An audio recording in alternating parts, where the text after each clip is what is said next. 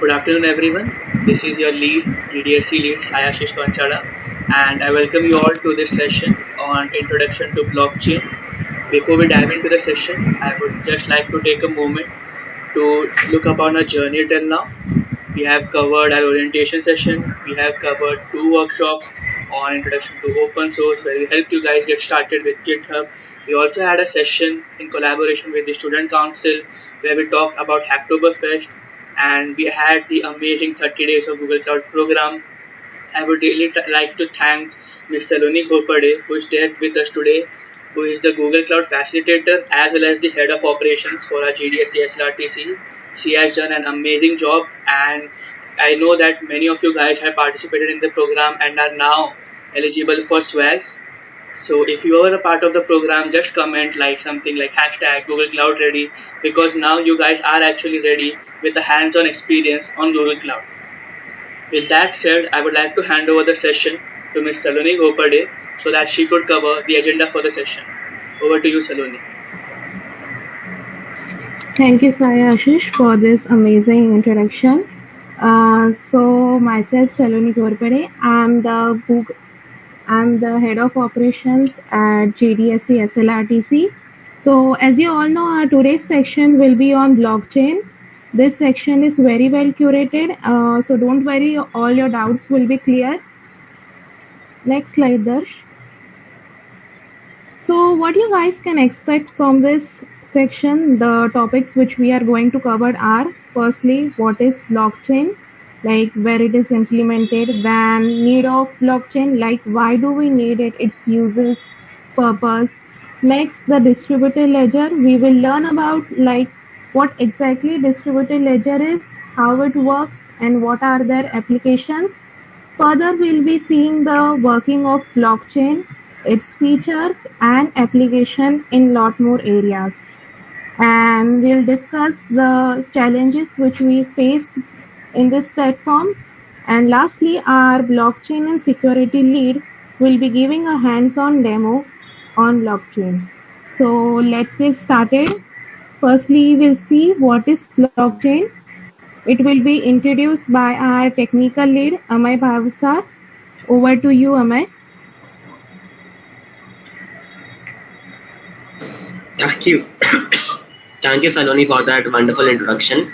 So guys, now let us go understand what is blockchain and what does it include. So first of all, blockchain is a digital and immutable ledger. If you think about a ledger, it is simply a record or a book. For example, a book that we have in a shop to keep a record of multiple transactions, deposits, and withdrawals. So blockchain is similar to that, but it is also digital and it is also immutable, which means that it is not present in any physical form, but it is present on memory, and it is immutable, which means it cannot be. Which means that no one or no person can corrupt the information on a blockchain, or no one can modify the information, modify or crack the information. Other than that, blockchain is structured in similar to a data structure, such as a linked list. If you know about a linked list is similarly where multiple blocks are connected to one another. A blockchain is analogous to this representation of a linked list. In a blockchain, as the name suggests, a blockchain is a chain of multiple blocks of data, and each of these blocks contains some data of a transaction. For example, if you are a bank or if you are recording transaction, then it will include your name and the quantity of amount that you're sending. Each of these chains are linked with each of the blocks in data. Each of the data blocks are linked to one another, and they are linked in such a way that you cannot remove any block or you cannot alter any block. That is, in a blockchain, you can only add blocks to the end of the list, and once you have added the blocks, you cannot remove them or you can modify them. So these are the features that make blockchain a very good data structure to be used for applications such as cryptocurrency, where you want to maintain a very secure and decentralized record of transactions. We will look why exactly you need blockchain for, and what was the need to develop such a new and such a high-end technology. So let us look at the need of blockchain. before going on exactly the need, let us consider a situation where you want to deposit and withdraw money in a bank, and you would like to transfer money in a bank, right? As we have currently. Okay, so right now the bank is the only one centralized entity that has record of all your transactions. They know the exact amount of balance you have in an account. They know the names of the people that you're sending the money to. But because of this, there are lots of issues that comes up if you think about it. First of all is that we cannot trust the bank to handle all this information securely. That is, they might use our own information to sell. They might look at multiple market segments to find out who are the people that we are sending the most money to and where are we receiving the most money from. This is basically we do not have a lot of privacy on our own data that we are using for transactions. So this is one of the biggest issue that blockchain solves, because in blockchain there is no centralized authority that controls the blockchain. A blockchain is split into a blockchain that if we saw that blockchain is a ledger, and the ledger is split across multiple people, and all of them can maintain their own copy of the ledger. Because of this, it is guaranteed that your data is not used by some one centralized authority, and because of this decentralization and transparency, your privacy is secured. Other than that, we also know that since banks and multiple systems are storing everything at one centralized system, what would happen if that system fails, or if that system crashes down, or let us say some employee or someone or somewhere the system is hacked? Because of this, all of the data can be leaked, or it can be modified by someone. So, but as we introduce blockchain, with blockchain we have a much more safer and a much more better way to record all this activity of transactions. And with blockchain, we can also access the up-to-date records. Because of blockchain, such issues such as the issues where you might lose the data, or the data might get corrupted, or there might be hacks, these issues are completely eliminated. Now moving on, but what exactly does blockchain give us? So what are the main features of blockchain? So let us go over that so that we can better understand how blockchain exactly solves all of these issues. So first of all, blockchain is write only and it is immutable. What this means is basically, think about it as a book. Okay, you have a book with multiple rows of data, and you can only write at the last column of the data. And once you have written at the last line or the blank line, then you cannot erase that line, or you cannot change any of the rest of the records that are above it. So what this basically means is that this is a system that you can trust for things such as voting or banking. So because of this, we are 100% sure that all of the data and all of the records are maintained, and no one can corrupt or modify this. This is one of the biggest advantage of blockchain, which has been useful in a lot of applications, which we will look at later. Then other than that, blockchain is also resistant against malicious participants. For example, if there is a bank which has a lot of information, which is very crucial information for the whole company, and a bank, if they have multiple attackers or people who want to modify the data, so that let us say some of the loan details or any other data they want to change, the blockchain is structured in such a way that it is almost impossible to penetrate it and modify the data. For example, if you, let us say I want to go back and change some transaction I had made about 5 days ago, then it might be due to some security issues in a database based system or in a bank system. It might be possible, but in a blockchain it is almost impossible to crack that, which is why blockchain has really good security, and which is why it is used for it is definitely used for banking applications and multiple applications where the immutability of data and the security of data is the top priority. Other than that, if we have noticed that in blockchain and Bitcoin, there is also things such as mining, and how that in mining, what basically happens is there are multiple people who have the copy of ledgers. That is, instead of keeping one centralized book as a bank has one database, there are multiple copies of it that are distributed to anyone who wants to be there. Because of this, there is no need for one company or one intermediary that handles everything. That means anyone can maintain the ledger and anyone can maintain the records. They just need to run mining on this mining on this record to add multiple data blocks to the blockchain and keep building it. And because of this, finally, because of this, blockchain has been accepted at a lot of places because of the decentralization and because of the trust that it brings into people. Okay, and then finally, blockchain is open to everyone. That means if you're building any application and if you want to integrate blockchain into it, then you're completely free to do. You do not have the only thing you need to blockchain is the tech knowledge to build upon it, and other than that, you do not need some other proprietary technology that might be limited to a company. So because of all these attractive features, blockchain really is one high-end data structure that has been useful in a lot of applications. So further, let us look at how this, as I had mentioned, there is a distributed ledger, and how does that exactly work at. So now I would like to call upon Darsh Jain, who would explain all of these things in detail to you. So now over to you, Darsh. Thank you, Amay. So distributed ledger, we will be talking about distributed ledger first. And it's like let's consider we are at a bank and they are recording everything that we are doing, right? So they have ledgers in place to record and store each amount of money that goes in and out.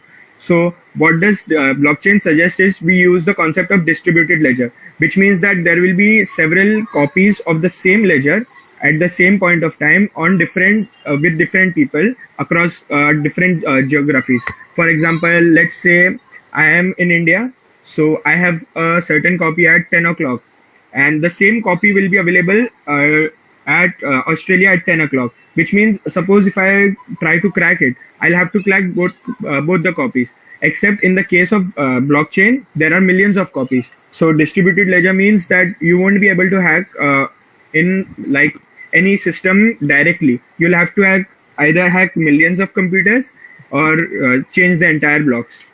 So distributed ledger helps in first of all maintaining transparency and also ensuring that it is unhackable.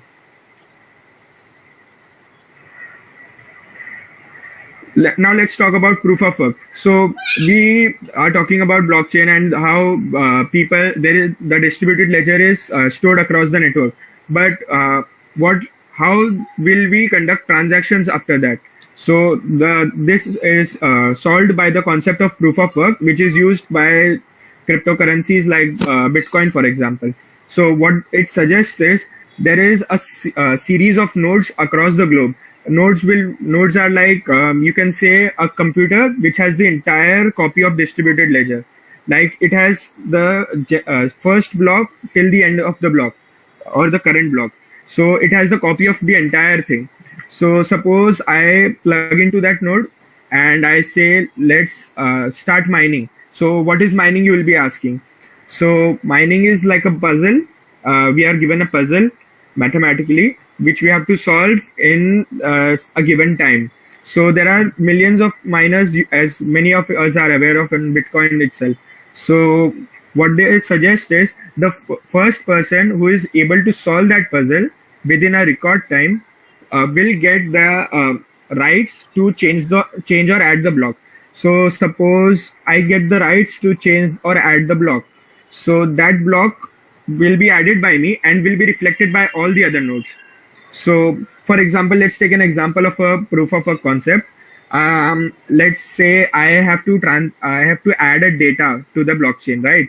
So I have to add my name, suppose Darsh. So what I will do is I'll propose I will as a person propose to add the data Darsh, and it will go to several nodes. Now all those nodes will start to work on it and try to hash it out. What is hashing, you will ask?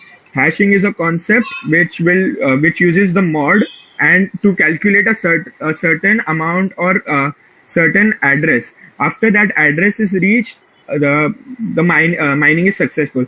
Now how we will know that the address has been reached, which is required one? So there should be a leading number of zeros. Like suppose there is 256 numbers, so there needs to be at least 10 zeros at the start. It also depends on different networks, of course, but for example, there needs to be 10 zeros for it to be able to be added. So the node which is able to first reach those 10 zeros will be given the power to add that particular node. This ensures that the entire system is based on consensus and no one is trying to hack their way into it.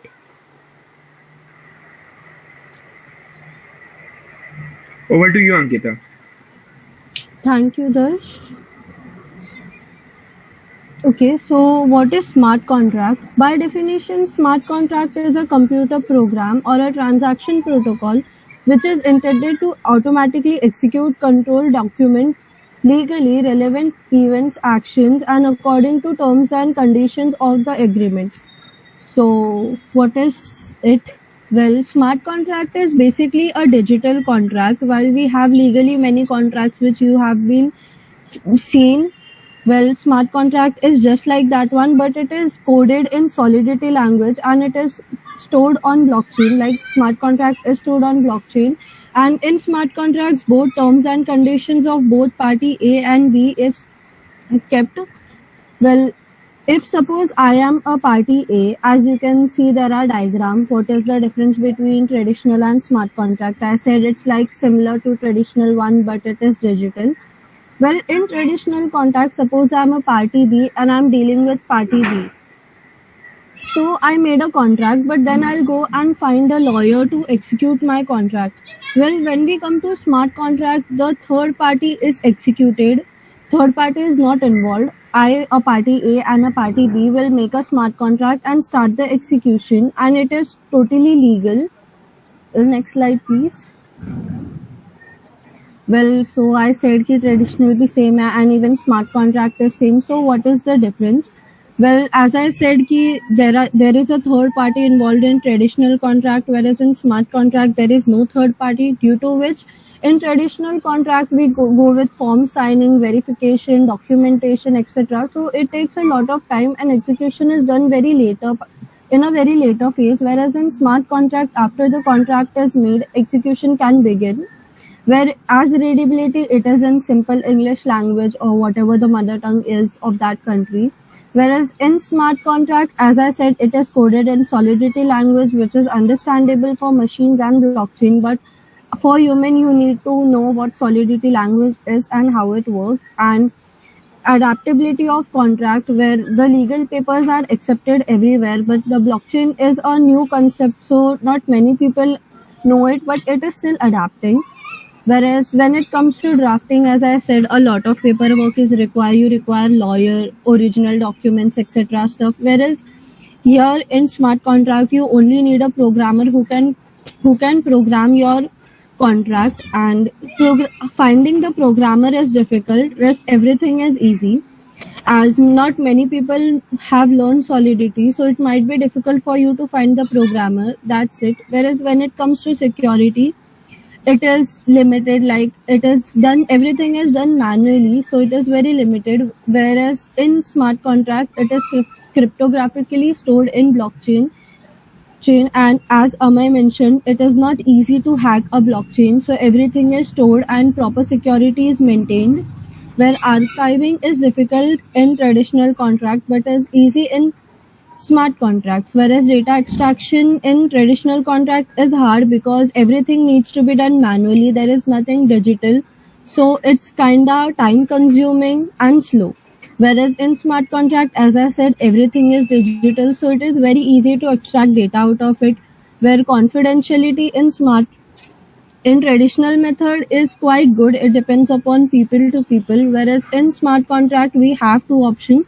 We can either store the contract in a public ledger. If it is in public ledger, everyone can read it, so there is no confidentiality in there. But if it is stored in a private ledger, then yes, confidentiality will be excellent. Next slide, Darsh.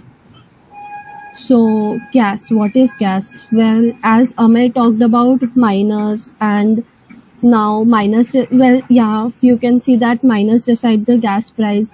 Well, on Ethereum blockchain, gas is the cost necessary to perform a transaction in the network.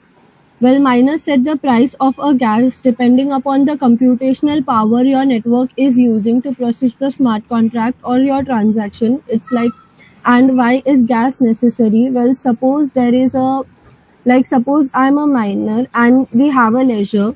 When you request for a transaction, certain amount of energy is used, and the scalability is high because in 1 second there are around 13-15 transactions taking place. So gas is like the amount to make sure that there is no spamming take place, not everyone is requesting at a time. And gas the price of gas depends upon how you want your transaction to happen. There are three types of transaction. First one, which your transaction will be slow, one is default, and one is fast. Well, depending on the type of transaction you will be using, the price of gas will differ.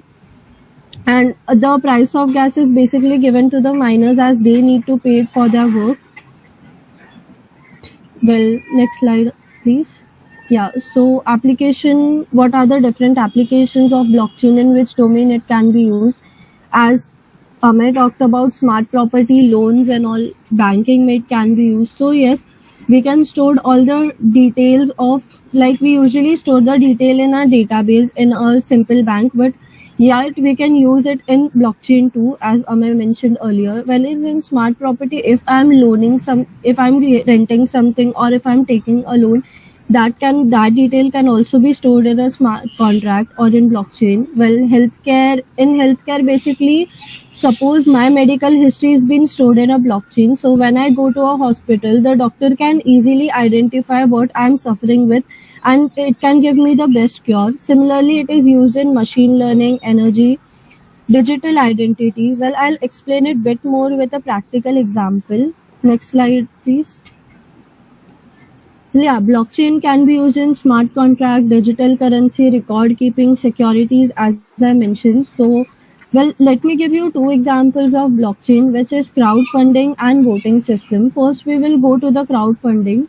Crowdfunding is basically like if we want to donate for something, or if we want to invest in a startup, we go for crowdfunding. As we know, there had been previous donation scams taking place where we donate to someone, but the money is not going to the needy people. Instead, scams are taking place. There have been a lot of malpractices. No transparency is maintained. Well, blockchain solves this problem. When we use blockchain or a smart contract, we don't need involvement of any third party. We can directly create a ledger for donating or investing in some startup, or donating to some NGOs, etc. So, like, we can simply donate, and a certain amount of money will be collected. Once a certain amount of money is reached, the money will be directly given for the donation cause, rather than a third party misusing it, or any malpractice is taking place. Whereas similarly in voting, a lot of malpractices take place, like one user goes with multiple ID and vote. There are biased voting taking place. There is no transparency of which party got how much vote, and it can be easily misused. So when we use blockchain, we give a key pair to all of our voters, and then the voters vote in the system, and it is quite transparent. So there is no malpractice taking place. And as Amay mentioned, the blockchain is immutable. Once a change is done, it cannot be changed. Yeah, so with this I would like to, okay, so what are the challenges faced? Well, as we talked about blockchain consumes a high amount of energy. As we know, it runs on electricity. Well, as I said, it processes around 3 to 4 transaction or 13 transaction in seconds. There are more and more people joining it. So when more and more people joining it, the scalability issues are increased, and a lot of transaction and processing power is used. Well, it also opens up the possibility for money laundering. Basically, like, we pay taxes when a digital currency is exchanged. For example, if I'm in India and I travel to USA, so when I convert my currencies, I pay some amount of tax to the country.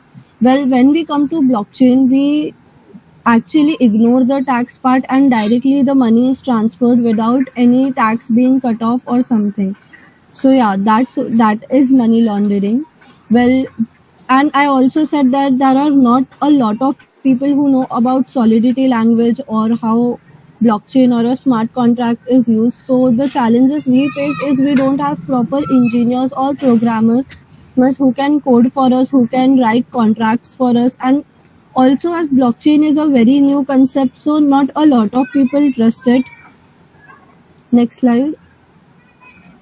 Yeah, so with this, I would like Mr. Darsh Jain to show you a demo of a voting system. Over to you, Darsh. Thank you, Ankita. So we will see a voting system that is built on top of Ethereum blockchain. You might be aware of Ethereum from the cryptocurrency. So yes, it is that. So I'll just start up the system first. So this can be said like a smart contract. This is basically a smart contract of sorts. You will be learning it soon, but for introduction part, it is very complicated for now.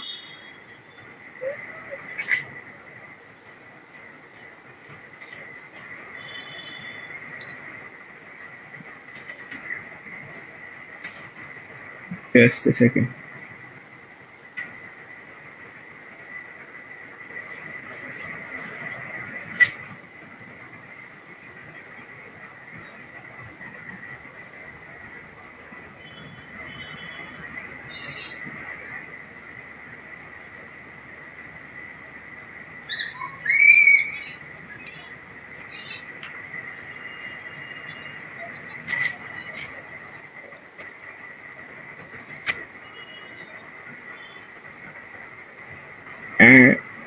Till then, we'll see what is Ganache. So we can't directly start on to build applications on the actual Ethereum blockchain, right? We have to test it out first on the test blockchain. So what Ganache does is creates a workspace. Workspace is like a simulated environment. So that simulated environment will hold a first copy of blockchain. It will have the 0th block first and a set of accounts. For example, here I have over several accounts with 100 ethers. Ethers is a unit of cryptocurrency. So it doesn't cost that much, but one ether is about 2.5 lakhs as of now. It increases and decreases as the market is still volatile. So let's talk about the how does blockchain work exactly. So suppose we have blocks, as I said. So blocks is like an actual block. Like we have a chain, right? So first chain is clasp. So clasp here, you can say clasp of the chain is the block 0. Block 0 will be the contract that you will be creating first. The first contract that you will be creating. So suppose I have created a contract which is the clasp of the entire chain. After that, I just start to add on clips, right, to increase the size of the chain and go on, right? So each block stores a set of transactions. Like suppose on minute 1, I record suppose 4 transactions. Now you will be saying what is a transaction, right? So transaction can be any addition of data that you want to add to block, or any addition that you want to add to smart contract. So that can be a transaction. Suppose I want to send money to some person, to some address. So that can be a transaction. Suppose I want to request for a fund. That can be a transaction. So each transaction is assigned a block. And each block has about 4 to 5 transactions as of now. And it is supposed to be increasing as the scalability issue is there. So they are working on it. So now let's see how does the system work exactly.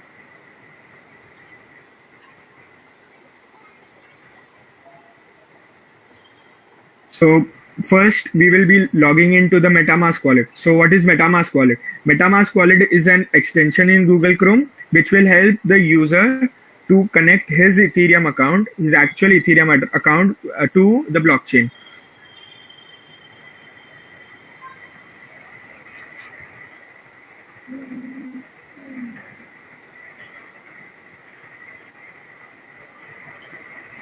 And as soon as the Ethereum account is connected, within a few seconds, you can see that the entire contents of blockchain. So the blocks that I have added, the transactions I have done over here are already reflected on the website as I have logged in. So that ensures that no one else without login can see the blockchain. So you are supposed to have an Ethereum address to be accessing the blockchain.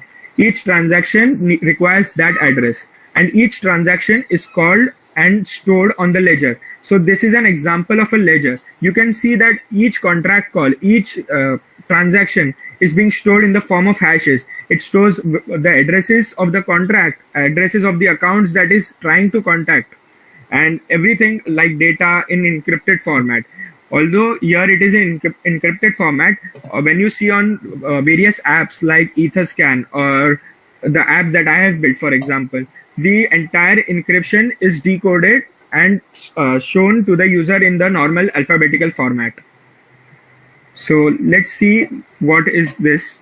So suppose I have, this is a vote. I have created a vote. So suppose there are 10 people. I want to create a consensus about how many people can vote. So these are the number of people can vote. The graph it shows all is recorded on blockchain. So suppose I say I want to change this. I want to hack this. So how will I hack it? It cannot be hacked, right? Because it's blockchain, of course. So the entire voting procedure is very secure. There will be no change, no political pressure occurring on it. Everything will be anonymous from the side of the private users. So that means that no political parties can see who has voted whom. That ensures confidentiality as well. Let's see how I create a poll. You can see the transaction, the block number that is currently we are on a block number 11. So I'll just create a consensus.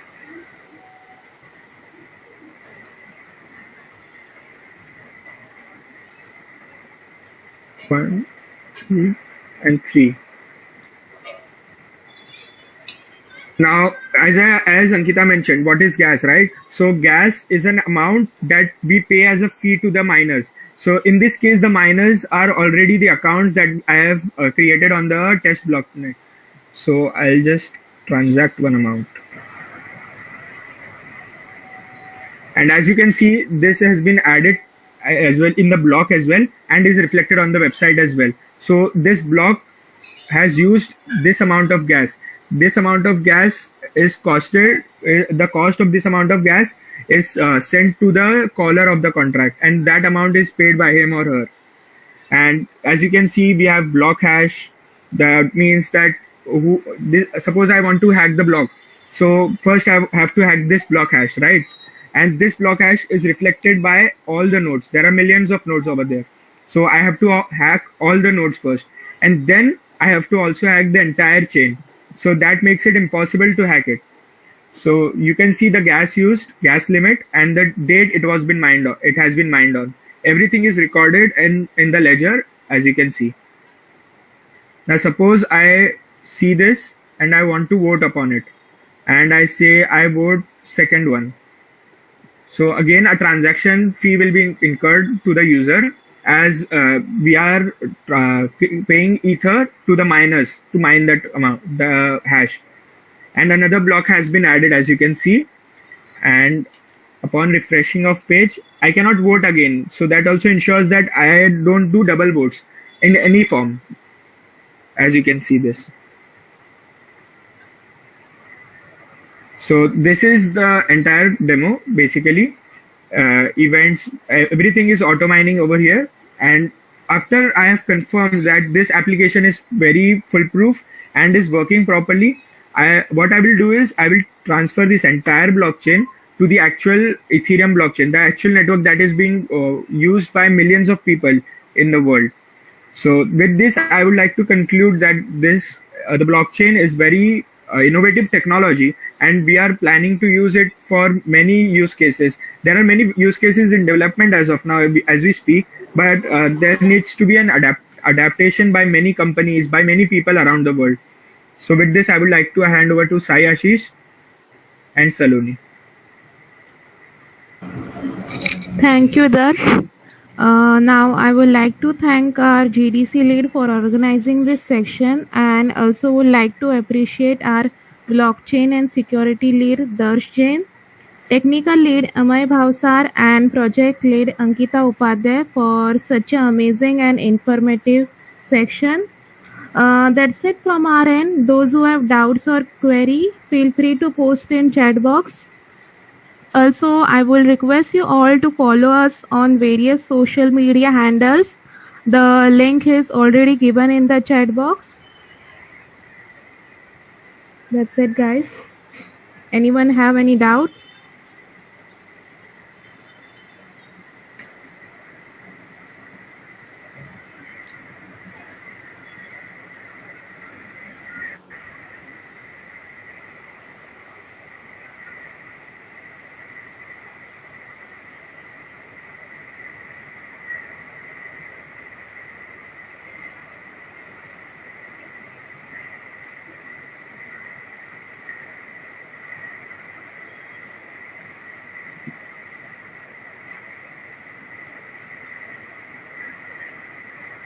Okay, Nilesh Vishwakarma has asked, what is a ledger? So, as I said, ledger is like a book which is visible to everyone on the Ethereum blockchain. And suppose I am an XYZ person and I want to see what transaction has this or the that person has done. So I can see in that ledger which is visible to everyone as on the blockchain. Yes, Priyanka, the GitHub source code, it is available on GitHub. You can refer to it. I'll be dropping the link in a few.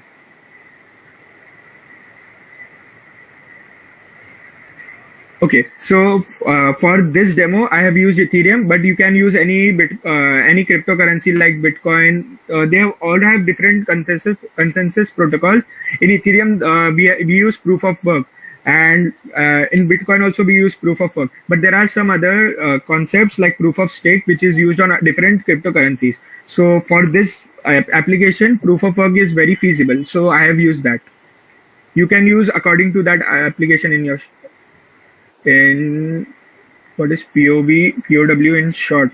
Okay, so proof of work is like it's like an approval who gets the chance and the amount of Ethereum to mine that particular block. Mining, as I have discussed, is like cracking the code. So after someone cracks that particular code in 7 to 8 minutes, that particular person will get the access to add a block, and that block will be reflected by everyone. And that particular node, that particular miner will get a small amount of gas in the form of fees.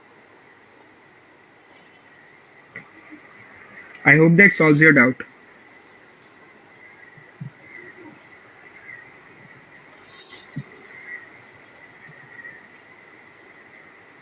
Okay, which part did you not get?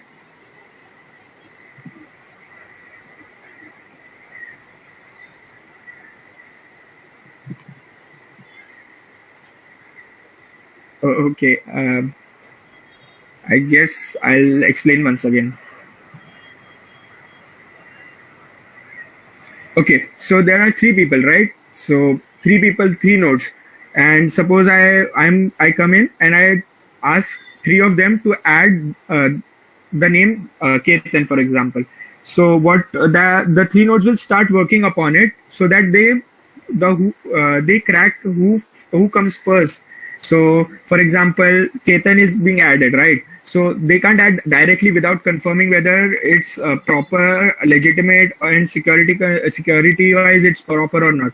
So after the request has been made, it takes 8 minutes to crack that puzzle. So what the puzzle over here refers to the amount of leading of number of zeros in the front of the if in the front of a hash. So suppose the hash is of 256 bits. So I'll start hashing the word Ketan until and unless I reach 6 zeros in the leading part.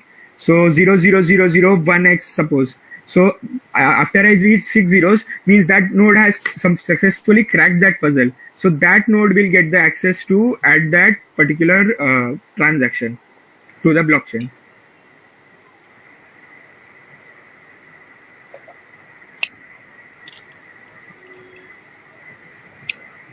Yes, Nilesh, that's why they need a lot of GPUs, so that they can come first.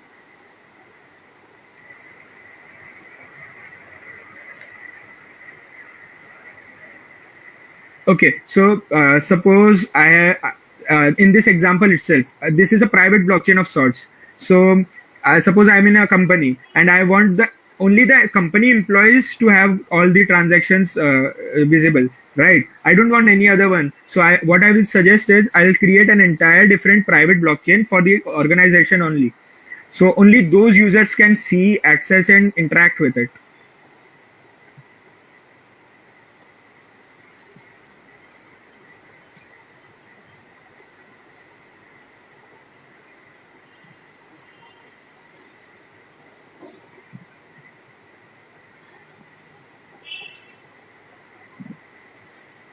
Any more doubts?